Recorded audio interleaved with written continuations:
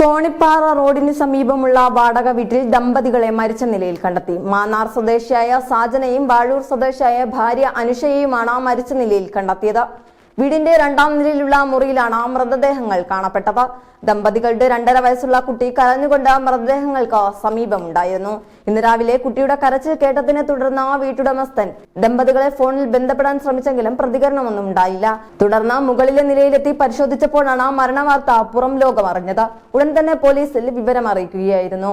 കഴിഞ്ഞ ദിവസം രാത്രിയിൽ വീട്ടിൽ നിന്ന് വഴക്ക് കേട്ടിരുന്നതായി അയൽവാസികൾ പറയുന്നുണ്ട്.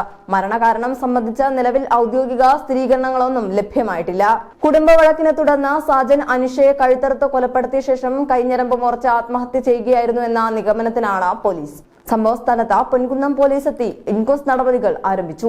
ഫോറൻസിക് വിദഗ്ധരുടെ പരിശോധനയ്ക്കും പോസ്റ്റ്മോർട്ടത്തിനും ശേഷം മാത്രമേ മരണത്തിലെ യഥാർത്ഥ കാരണങ്ങൾ വ്യക്തമാകൂ എന്ന് പോലീസ് അറിയിച്ചു. നിലവിൽ കുട്ടി സുരക്ഷിതനാണ്.